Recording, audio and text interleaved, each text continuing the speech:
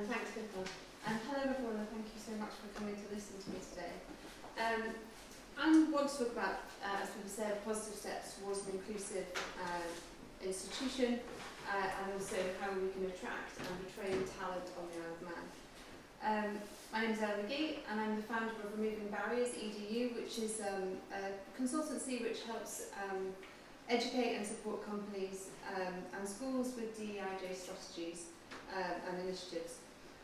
I am a teacher, but I'm also an artist, and today you're going to see my illustrations that will talk us through my talk today.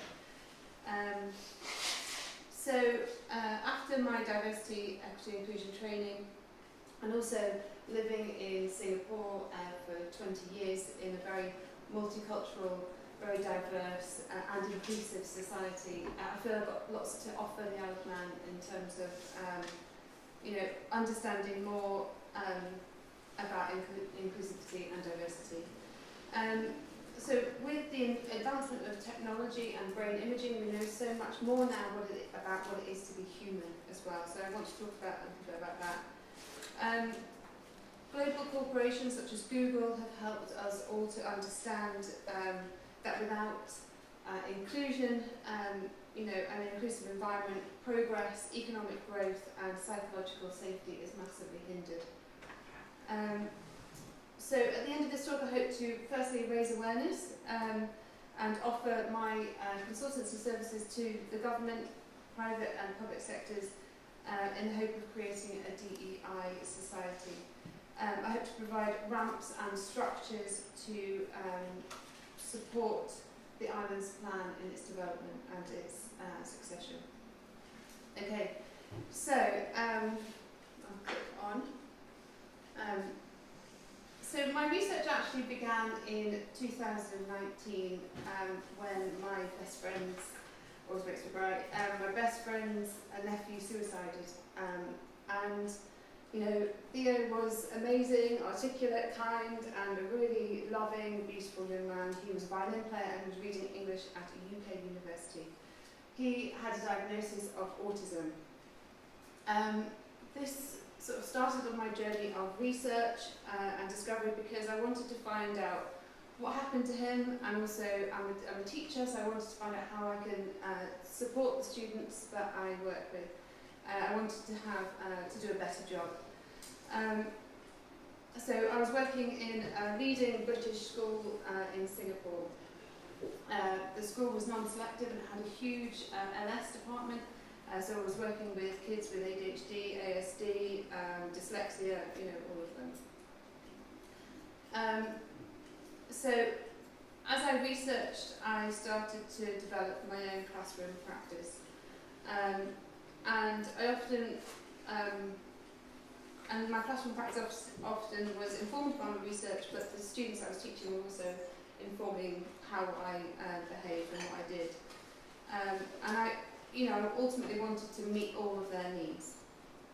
So this talk was informed by the same two things: my research into classroom and my classroom practice.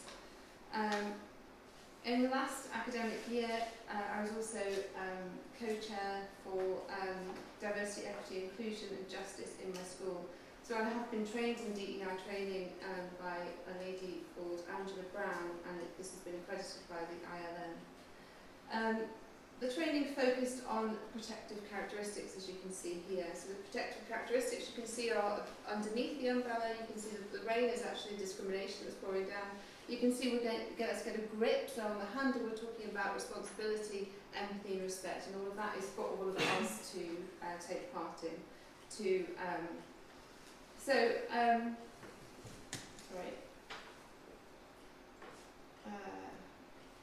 So I'd be really happy to talk about all of those protective characteristics, because all of them have something that they need to be protected against. But today I'm going to only talk about the neurodiversity protective characteristic. And you can see at the bottom there, this has come from the Isle of Man Government Equality Act 2017. Okay, so I want to just give the broader view of this, to my own view is that the term neurodiversity in itself is really problematic because it actually implies that there is a norm and a divergent from that norm. Under the banner of neurodiversity, there is problematic terms such as ADHD, attention deficit hyperactivity disorder, and ASD, autism spectrum disorder. And these are just two such terms that these sort of labelling actually, for me, is problematic when we're trying to have an inclusive society. That's not a very inclusive objective. But these are the terms that we are using, so I will be using them today, even though I'd actually rather not, to be honest. Okay, so these conditions are known as neurodiverse. There are many more that are starting to pop up more and more. But what I want you to know is that these are often co-occurring. Actually, the term we used to use is comorbidity, which is so also awful. But they're co-occurring very rarely, if ever, do you get just ADHD. Often the two come together with ADHD. So I think that's also really interesting. I also want to bust a myth that it is genetic. Okay, so I think that's also important. So at the beginning of the seminal work called Neurotribes by Steve Silverman, he writes about how many children of parents who worked in Silicon Valley in the early 2000s have been diagnosed with autism. And the chapter is actually called Geek Syndrome. Why? Because all of their parents were obviously autistic too. The condition, of course, is, as I've just said, genetic. And the important point is that conditions such as ADHD and autism are not caused by eating too much sugar, toxic parents, video games or vaccines, that these myths are actually hindering progression in our society for it to be a more inclusive society. So we should be encouraging, this hyper-focus that these neurodiverse people have, that they have specific interests, and without all those people in Silicon Valley in the 2000s, we would not have technology advances that we have today. So we need to recognise their strengths and then be more inclusive. Okay, so it's important to note that there's been a huge increase in neurodiverse diagnosis over the years. According to a study published by the Journal of Psychology and Psychiatry, Child Psychology and Psychiatry, the number of diagnoses of autism is increased by 787% in the last 2 decades. Similarly, ADHD diagnoses have increased by 30% in the US in the last 8 years. So this slide shows statistics for the UK. So they seem to be completely different. There seems to be bigger amounts of cases in the US.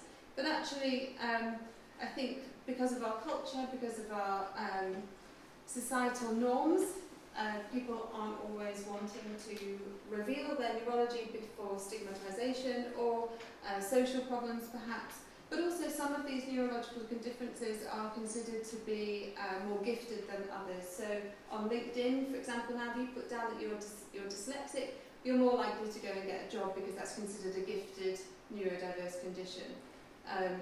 Someone said to me last night that actually if it wasn't for dyslexics, we'd all still be living in caves. So I think it's important that some are more shared.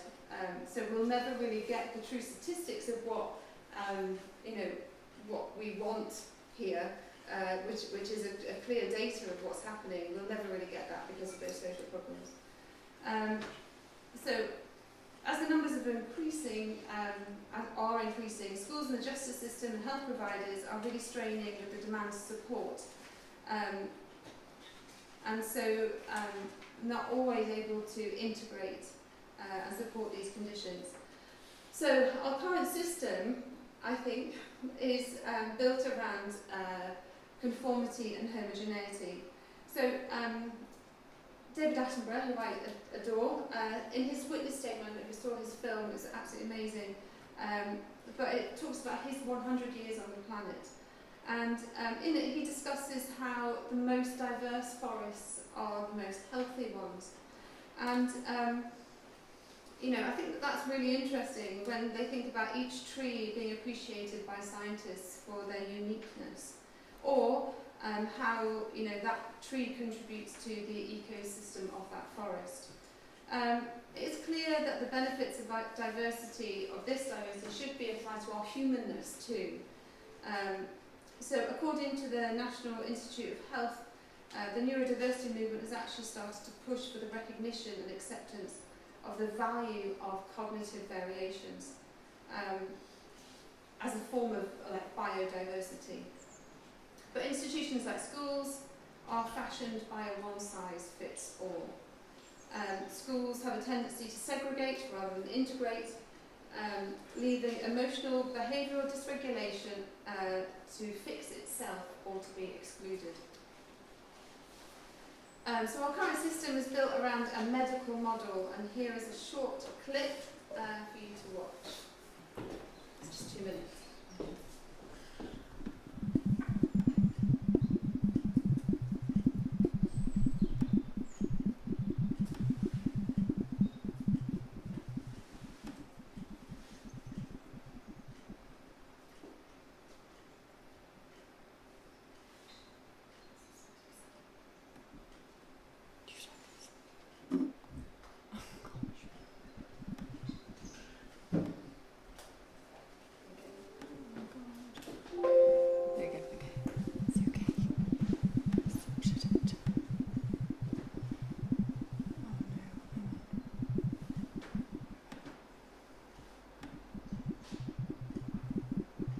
Disability. The word disabled means less.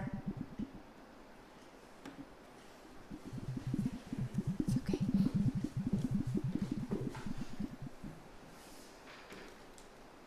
According to the medical model of disability, the word disabled means less able. Less able to achieve your potential, less able to have meaningful relationships, less able to play an active part in the world around you, and that this is just your bad luck. This outdated view of the world puts the responsibility of overcoming disabling barriers on the person with an impairment. But this idea is changing. The more modern social model of disability says that a person doesn't have a disability, that they are disabled. They are disabled by society. It is the attitudes and physical barriers imposed on them by society that prevents them from achieving their potential. The social model was developed by disabled people and their allies to help them take action against discrimination and to empower people to find solutions, remove barriers, and campaign together for equality and human rights. They showed how people with lots of different impairments face many of the same problems.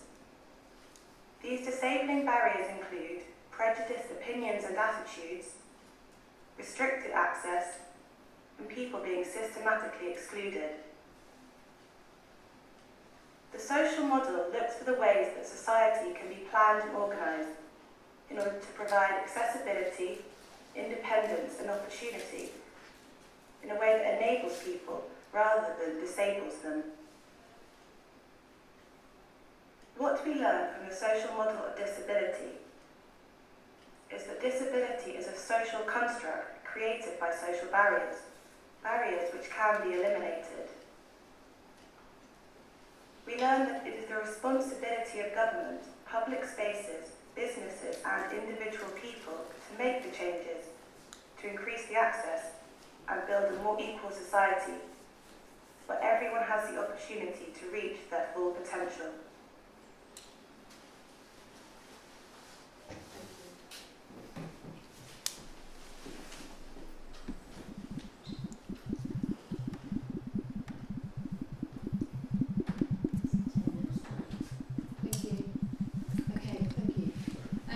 So you can see that the focus is on the person's disability or syndrome or their disorder, and the problem is that the individual needs to fix this. Meet Sam. Sam started a new job today.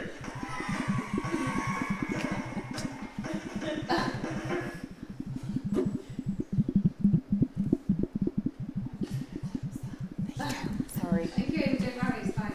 I was bad for break, to be honest. So we diagnose people with deficits and disorders, and we pop them into medical boxes. We talk about their impulsivity or their lack of social awareness as these are being problems that need fixing. So instead of a society becoming more supportive, diverse and fair. Our institutions are too rigid. Schools are built around systems of conformity and structures that children with ASD and ADHD find challenging, or they're too relaxed and have no structure, and so these feelings are actually of unsafety. Young children might be overwhelmed in the playground or might struggle socially, but they are thrust into those environments on a daily basis. Listening to children, giving them some language, allowing them to self-advocate and finding ways to include them is key. We should not try to fix them or normalise them or systemize them. Instead, our social system should be flexible enough to have space for diverse and for autism, because autism, for example, is a valid way of being. Our current system forces those who feel different to try to conform. So this leads to masking. Sorry, I'm going to get back to the feeling that one must hide one's differences, one's neurology, by limiting those, by imitating, those who are considered to be, I don't agree with this either, but considered to be neurotypical. So this imitation could be, both good or risky behaviour, and it's an attempt for them to try and fit in. It comes at the cost of their own well-being and their mental health. The current system is built around age-related expectations, and yet those with ADHD are struggling with their executive functions and their organisational skills, their working memory, their impulse control, things like that, and some key learning behaviours, but they'll develop them, but just at a slower rate. So go back to. And yet those who have ADHD are able to hyper-focus on specific topics at tremendous success, or have a heightened awareness or sensitivity in some areas that, again, neurotypical people don't have that. So our system, therefore, is biased against people that have these strengths, that the system is built for these people and by these people. The current system features, considering what we know now with brain imaging, okay, and what we know about the brain, so this current system has now sort of got carers and providers who kind of have outdated training, essentially. If I think of my own experience in the British school in Singapore, the teachers were trained like 15 years ago in Britain. So when the students would come with this behaviour, it was about this conformity. It's exactly as Henry said this morning, it was like this is good or bad, it's also binary, and so they struggled with children with presented with neurodiverse symptoms. In my role as for the DEIJ committee, I spoke to colleagues about their practice in the classrooms, and at times was really shocked by the language about these young people. Some people expressed the thoughts that these young people had an ulterior motive, that the young person did not need extra support or an adaptive environment. Rather, the teacher felt that they were deliberately upsetting every one of my lessons. They're problematic. And that, is obviously the ego of the teacher sort of ruling the classroom. If we were to move forward with this issue, we must push aside ourselves and see there is often something going on with the student that we are not the centre of, and that the centre of their behaviour has nothing to do with us as a teacher. A teacher with this attitude of it's their fault, is more likely to shame the child, more likely to blame the child, which will then further exemplify the student's feeling of exclusion and not belonging. So our system is one, sorry, Amy, can you just check what slide I'm on? Am I on slide 15? Sorry.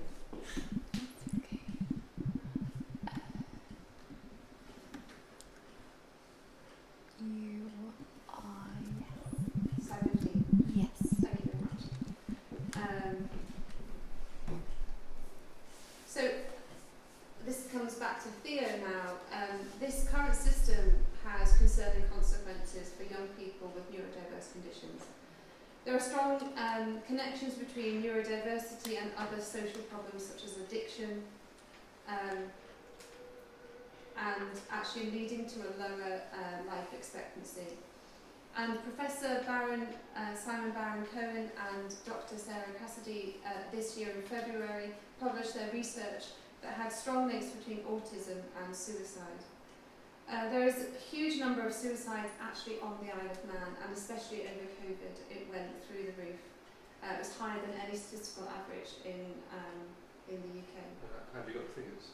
And I can get them for you, yeah.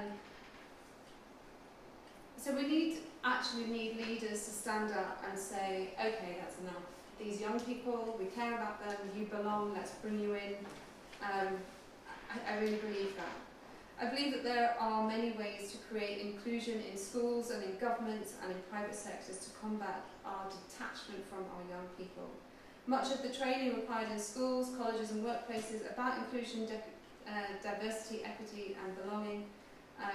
We need to actually be preventative, get to the source of our differences, understand the nuance of discrimination and microaggressions and exclusion, and find active ways that we can, and actively find out what the problems are. Surely only then can we have any sort of dialogue about what the problem is, so that we can find some healing and some inclusion and some solutions.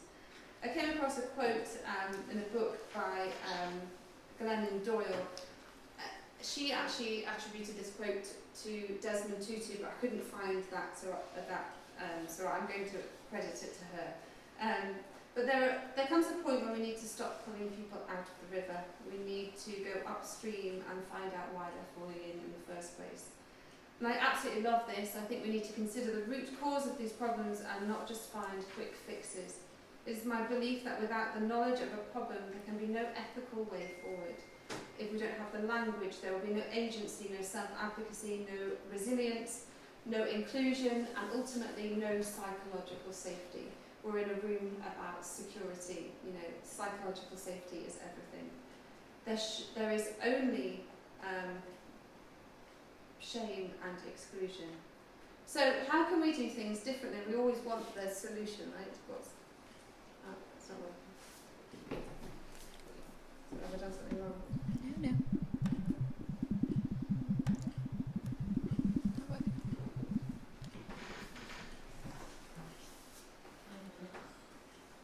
Okay. I'm sure some of you may have heard of this, but Angela Glover-Blackwell in the Stanford Social Innovation Review of Winter 2017 tells the story of the curb effect. In 1960, pavements in the US were poorly equipped for wheelchair users. Frustrated by this, Michael Katrodis and his friends wheeled to the side of the curb and poured some cement in, and making a makeshift ramp. Pretty soon, disability activists enforced this official curb cut. Within years, this was all over America, and it's now, you can see it in the Isle of Man today. Now, they enshrined this in law in 1999 with the Disability Act, and was signed by President Bush, mandating that this would be within our environment. Our environment would always include curb cuts. And I think this is a really wonderful story, a story of organic self-advocacy and leading to significant change. But there is so much more to this story. Not only did curb cuts affect those in wheelchairs, it affected and benefited the parents with pushchairs, workers with wheelbarrows, business travellers with their suitcases, and workers with, and runners and skateboarders loved them too. In fact, the study found in Florida that 9 out of 10 people would actually go to find the curb rather than the curb cut, rather than go across the road. So what if we were to learn about barriers to success? What if we were to learn the language about what excludes us and what includes us?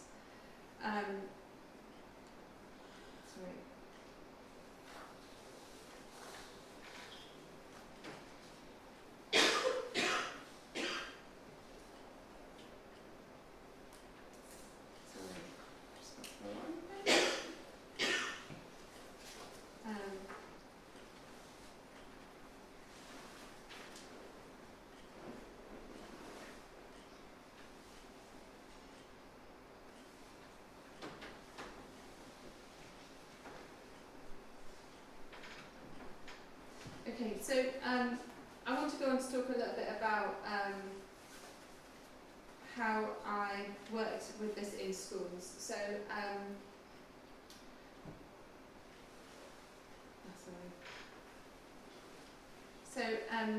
what I then started to do in school was to think about the social model of, and so what I wanted to do is work out how students worked, what they did, and I wanted to create a judgment-free culture in my classroom. So what I did was started to speak to the students, especially those with neurological differences that had the, we knew what was their differences, but even within ADHD and autism, we actually know that they are different anyway, so there is no one autistic person that's the same,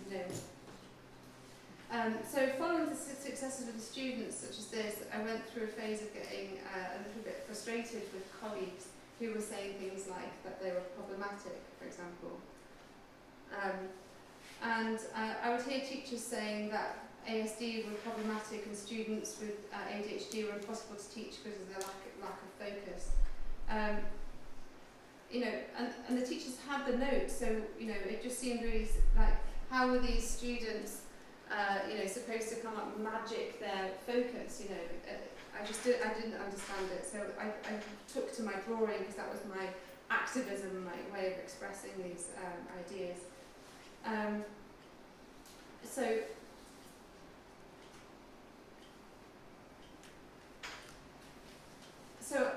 I would say to the teachers things like, so what did you do about that? What strategy did you have? And actually what I was doing was I was just winding people up rather than bringing people with me on my journey of change.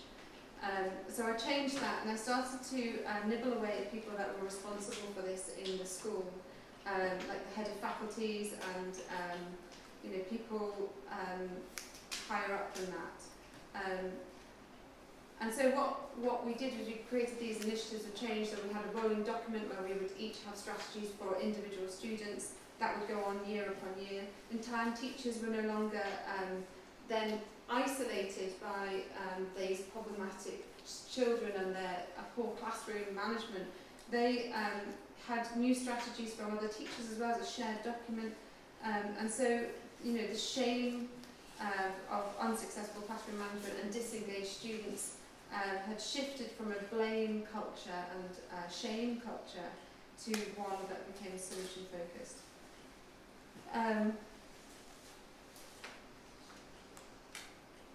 So you remember the medical model from earlier. The focus of disability was rather than the individual.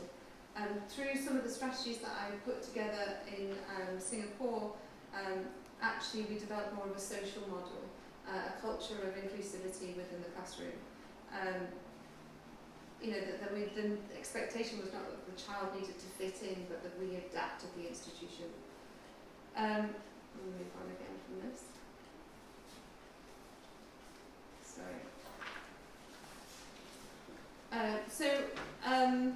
Just really quickly wanted to say, within my ideas of the social model, what about a school that presumes all students are equally neurodiverse? That they only consider the social model and the model of celebration, solution and inclusion?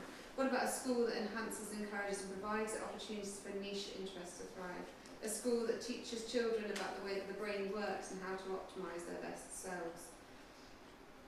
A school which plans interventions around a child's unique strengths as well as helping to build up their weaknesses. So obviously I've talked about an educational platform, but also obviously we know that this really benefits businesses too. The beginning, it's important to see that within businesses we can have a diverse equity, inclusion, belonging focus as well. And Google actually is leading in this field and are now happy to give all of their information, their data, their entire historical data for us all to see. Now the McKinsey report of 2020 explains how companies focus on diverse recruitment and retention and an inclusive workplace where employees feel psychologically safe will actually massively promote and profit the institutions. So there are economic gains from having an inclusive environment. So How long have I got? Are we done? Okay, so it's going to go on. Oh, it's not. Okay, don't worry.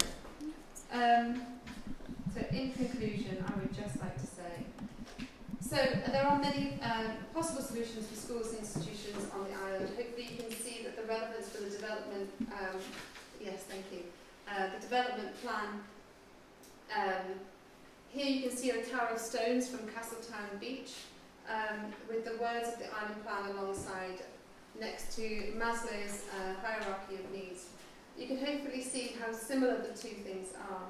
Maslow has self-actualization at the top, the point at which humans can focus on self-fulfillment. Before that, we need a solid foundation and basic needs, as the island plan puts it. Health and well-being, diverse, inclusive education opportunities, the development of diverse communities, a safe environment that we can all be proud of, and a diverse economy. For those of you who know the development plan, you will notice that I've added a few extra words in there, i.e. diverse and inclusive. Inclusion on Purpose, a book by Rashika Tulshayan, suggests that inclusion and diversity is actually a practice, a way of life, that we may get it wrong, and that, but with intention we can improve, we can have a more connected, inclusive lives. It's like building inclusion fitness, that we need to practice it so that we can be more aware. If we don't start talking about problems, how can we ever fix them? We can make small steps together today to support each other and assume good intentions. If you are interested in DEIJ consultancy, please don't hesitate to get in touch. Thank you.